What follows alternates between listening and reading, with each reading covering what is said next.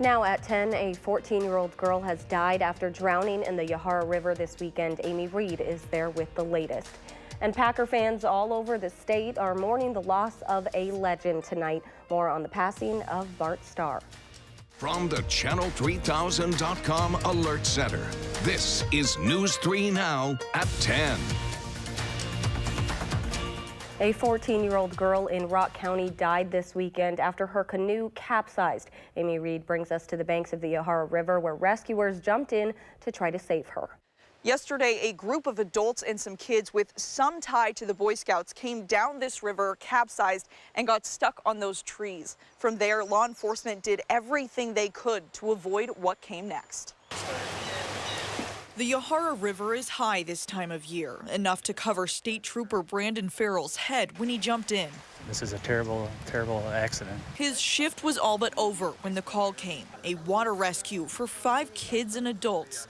One 14-year-old girl stuck underwater. The nature of the call was one of the worst things you can hear, people in the water, children involved. So I immediately rushed to the scene, of course.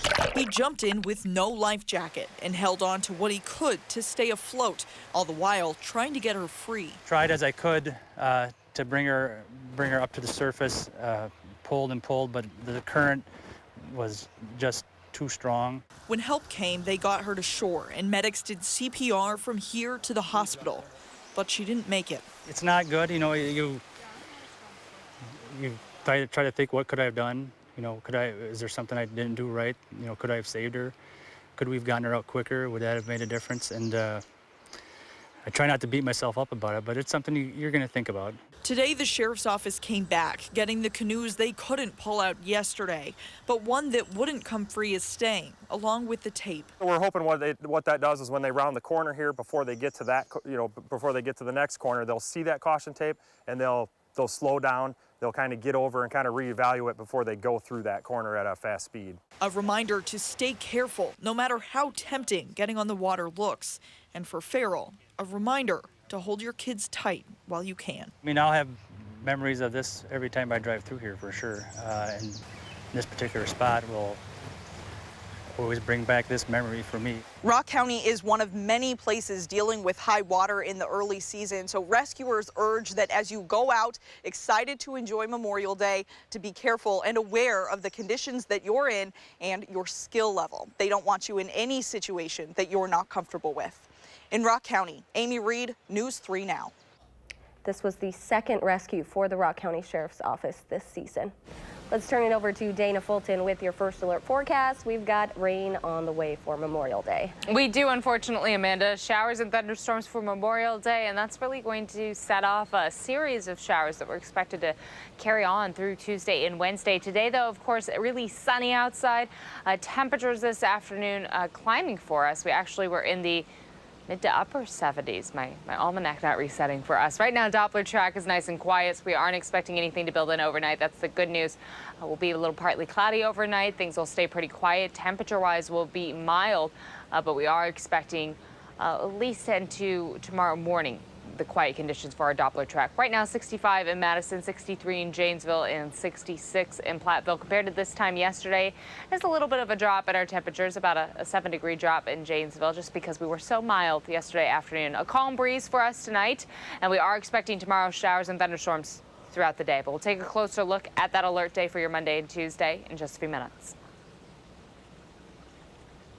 Thank you, Dana. New information tonight out of Michigan, where investigators are trying to figure out what caused a multi-vehicle crash that killed the wife and daughter of an assistant basketball coach for the Badgers. Michigan State Police say Howard Moore and his family were driving near Ann Arbor on Highway 14 yesterday morning when a driver going the opposite direction crashed into their car. Moore and his 13-year-old son are being treated at the University of Michigan Hospital for non-life-threatening injuries. Moore's wife, Jennifer, died at the hospital, and their 9-year-old daughter, Jaden, died at the scene. The wrong-way driver has been identified as 23-year-old Samantha Winchester of Ann Arbor. She was also killed in that crash. A toxicology report is pending. Legendary Green Bay Packers quarterback Bart Starr has died at the age of 85. He's the only quarterback to lead his team to 5 National Football League titles within a decade. He was inducted into the Pro Football Hall of Fame and the Packers Hall of Fame in 1977. His family says he died from illness in Birmingham, Alabama after suffering from a serious stroke in 2014. The family is thanking Packers fans and friends for their support through the years. Aaron Rodgers joined many in paying tribute to Star. He posted this picture on Instagram with a heart as the caption. Packers kicker Mason Crosby tweeted saying, quote, "He always had time for everyone and made everyone around him better." Fans around the state are also responding to his death tonight. You saw a winner, a leader, a guy that ran Vince Lombardi's offense the way he wanted to run it, you know, and that's why he didn't have the big inflated numbers like they have nowadays. He was a winner. Is what he was. He did a lot for his community, which is really great. I know he really loved this area. His family is still planning funeral arrangements. While beer might be the favorite alcoholic drink for many in Wisconsin, the state's wineries are also making a name for themselves. A new study from Michigan State says more than 1.7 million people traveled to the state's wineries in 2015. Wineries are now bringing in nearly $50 million to the state's economy. Police are looking for two men who allegedly broke into an elderly man's home early this morning and stole his wallet. Police say the man got up in the middle of the night in his home on South Park Street and saw two men in their 20s breaking in through a window. One of them grabbed the man as the other stole the wallet. The wallet had cash, credit cards, and the man's ID. Officials say he was not hurt. Janesville police say a suspected drunk driver crashed into one of their squad cars early this morning. Around 3 o'clock, a sergeant was nearing a flashing yellow light at a South Main Street intersection when 25-year-old Christopher Huff drove his Chevy Silverado through a red light and straight into the squad car. No one was injured, but the Silverado was knocked on its roof. Huff is facing his first OWI charge. Coming up on News 3 Now at 10, a pier in Columbus has been ruined by flooding, but it's what the pier represents that has one family dedicated to rebuilding it.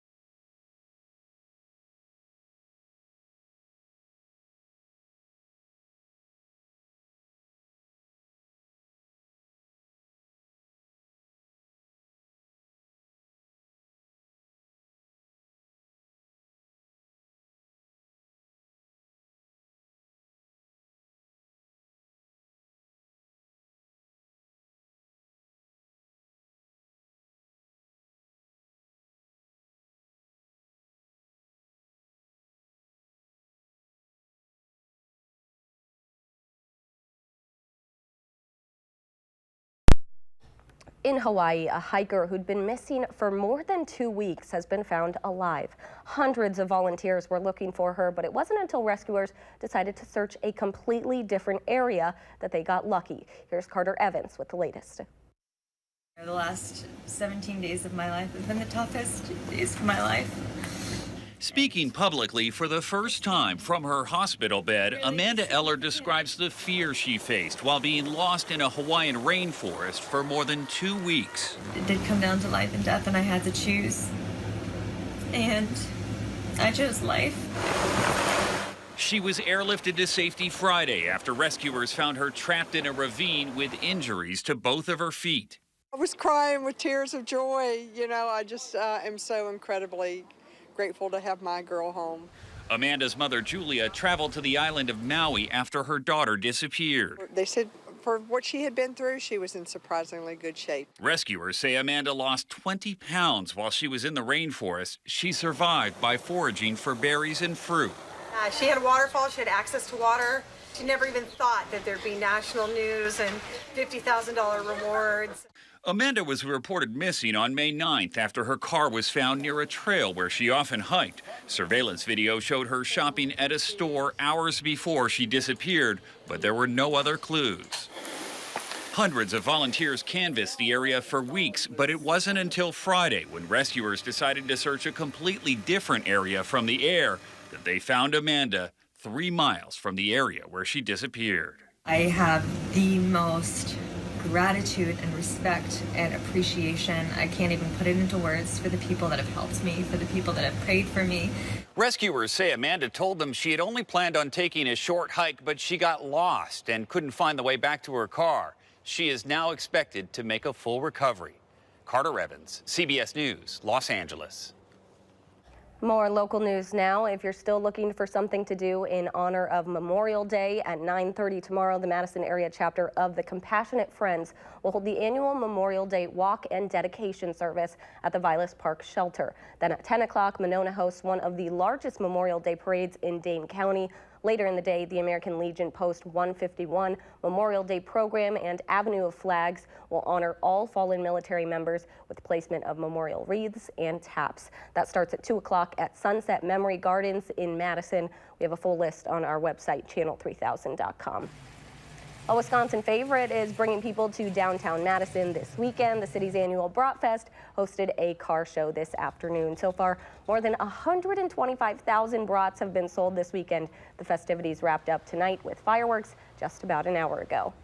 A family from Columbus is hoping to raise money for repairs on a pier swept away by flooding this spring. It's not just any pier, though. More than pieces of wood, it's a memorial to David Valenza, a young man who died 9 years ago. The pier was in place for 8 years, becoming a popular spot for fishers, students, and wedding photos.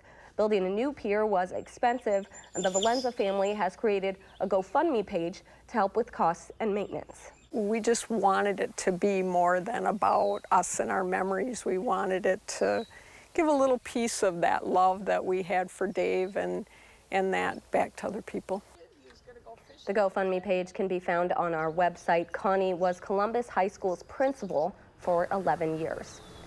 In developing news around the country, a tornado destroyed a motel and tore through a mobile home park near Oklahoma City late last night, killing 2 people and injuring at least 29 others. The National Weather Service said the tornado was an EF3. That means winds of up to 165 miles an hour. At its widest point, it was 75 yards. The twister was on the ground for just over 2 miles and lasted 4 minutes. El Reno Mayor Matt White says many of the people living in the mobile park are Hispanic and don't speak any English, making rescue efforts more complicated. We are more than a community.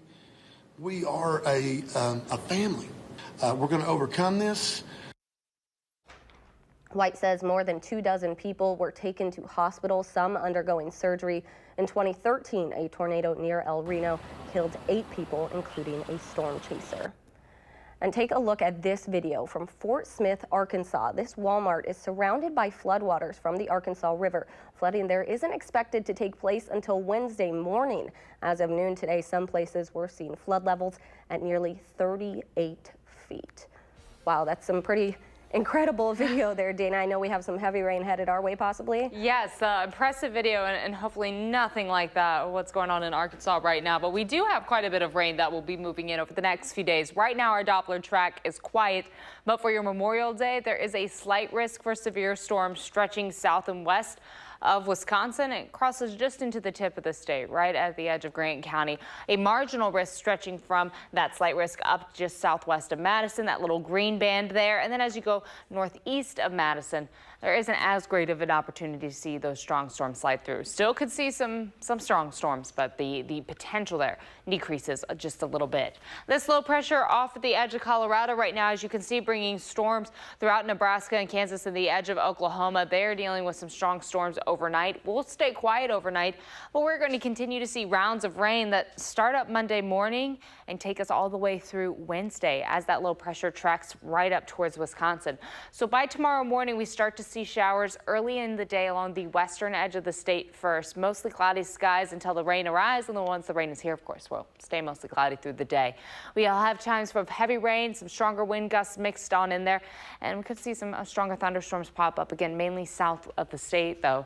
Heading into Tuesday morning, we actually get a little bit of a break in the rain. That's the good news. We'll be mostly cloudy in the morning, and then showers will start to develop later in the day. We'll continue to see showers overnight into Wednesday morning, and then we'll steadily start to get that break. Cloud coverage breaks up a little bit later in the day on Wednesday. So a little closer look at our timing with these storms sliding on through. Again, early in the morning, we have the showers first off along the edge of the western edge of the state, and then everything starts to move east for us. Around noon, we still have heavy showers. Most of southern Wisconsin is dealing with some sort of rainfall at that time, whether it's just some light rainfall or these heavier storms popping up for us.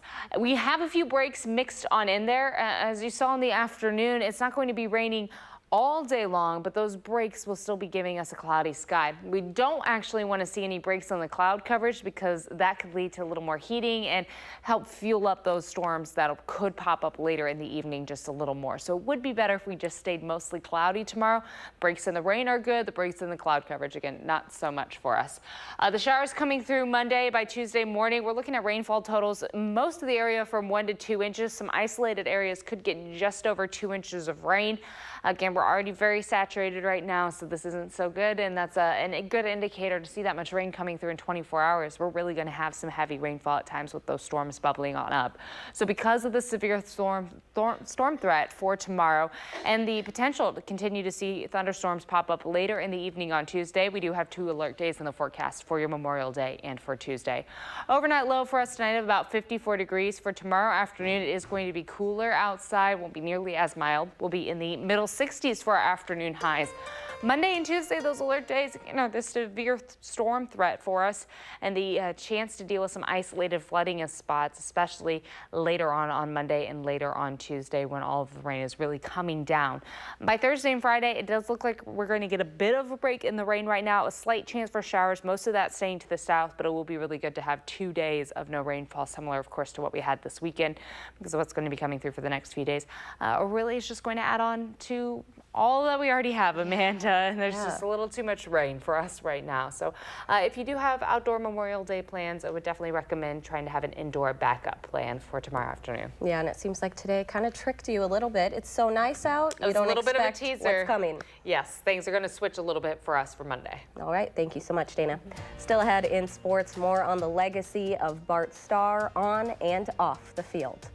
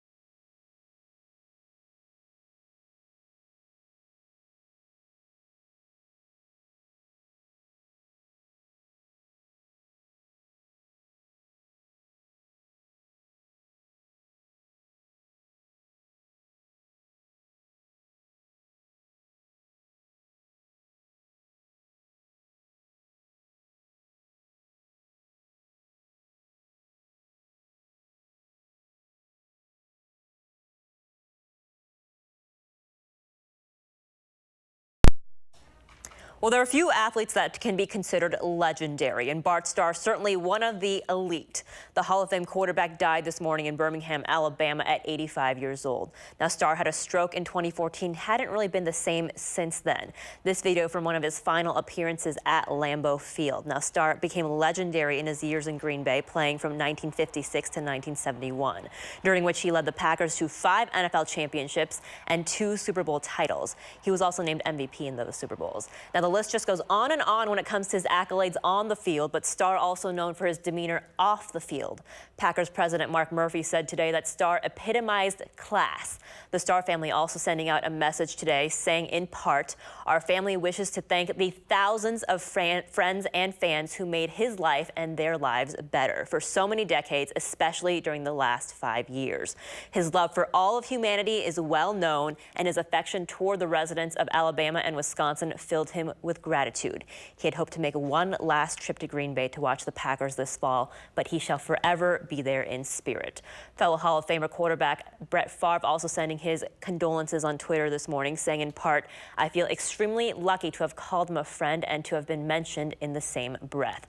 Jerry Kramer also giving us a glimpse of what it was like to be around Bart Starr in this interview from 2015. You look at Bart, and he does everything right. I don't believe it. I don't believe he's that good. You know, I'm gonna watch him. You know, I'm gonna catch him doing something. And I watched him for 10 years, right? And he did everything right. So I started doing things that Bart was doing. And Bart was a model for all of us as a human being off the field. He was just a perfect human being, or as close as you can get. He could be everything to everybody because he subjugated his own individual egos, and he concentrated on the people he was with and what they wanted and what they needed. So Bart was a shining light for all of us. To our other top sports story of the weekend, an update on Wisconsin men's basketball assistant coach Howard Moore. He's currently in stable condition in the intensive care unit at Michigan Medicine at the University of Michigan. His 13-year-old son Jarrell is up and walking around. His wife Jennifer and 9-year-old daughter Jaden were killed in a head-on crash early yesterday morning, and there's been an enormous outpouring of support and prayers for the Moore family from players, coaches, and teams from all over the country. UW Athletic Director Barry Alvarez among them, saying today that he is truly heartbroken for his family and will be doing everything possible to help him through this tragic time. Badgers head coach Greg Gard reportedly went to Michigan yesterday and today said there are no words to describe how devastated we are for Howard and his family. Our basketball program is an extremely close family, and we are all grieving. To some baseball now. 1/3 of the Brewers season in the books after today, and after losing the first 2 in the series to the Phillies, the Brew Crew ready to wrap this one up with a win. Brewers up 2-0 in the 4th inning. Brandon Woodruff with a stellar day at the plate gets that one deep to left field. That's an RBI double, scoring Hernan Perez. 3-0 Brew Crew. Then in the 5th, it was just a matter of time before Christian Yelich hit another home run. That's number 21 of the season. The reigning NL MVP leading the league in home runs. 4-0 Brewers. And we're not done yet. In the 8th, Ben Gamel, that's his 2nd home run of the day. He has 4 on the season.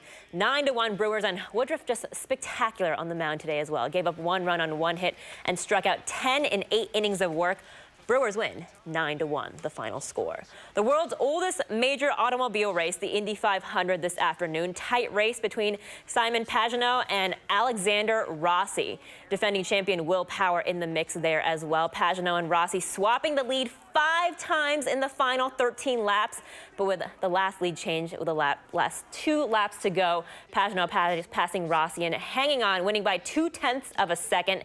It's the 7th closest finish in the 103 years of the race. But of course, everyone today talking about Bart Starr. You know, he's best known for the QB sneak and the legendary Ice Bowl, but definitely he's being talked about a lot more about his off-the-field personality today than on-the-field stuff as well. And it's always so sad to see the stars of today when they talk about, you know, I looked up to that person, that's why I started, or, you know, that's really who they thought of when they were playing the game. It's sad to see them go. I know, exactly. All right, thank you so much. We'll be right back.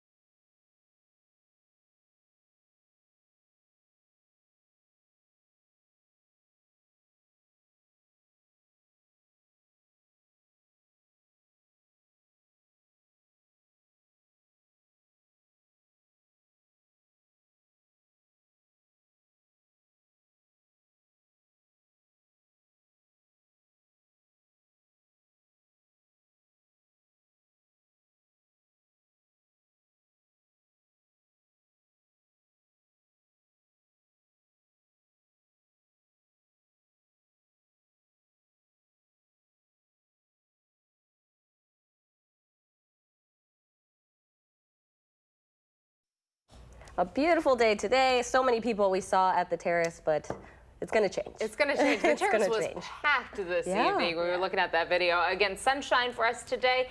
Overnight, we will be partly cloudy, but by Monday, plan on those showers starting to creep in around 8, 9 o'clock on the western edge of the state first, and then sliding eastward. And we're going to continue to see scattered showers and isolated thunderstorms throughout the day. There's actually a slight risk for severe weather right at the southwest corner of Grant County. Much of the rest of southern Wisconsin under a marginal risk for severe weather. So the possibility for very strong wind gusts and rain, heavy rain at times for Monday and Tuesday.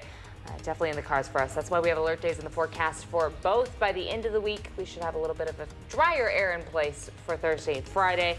That'll be a nice cap off to a very rainy start to the week. Yeah, and we definitely don't need any more rain after that. Don't right now at all. Thanks so much for joining us. Have a great night.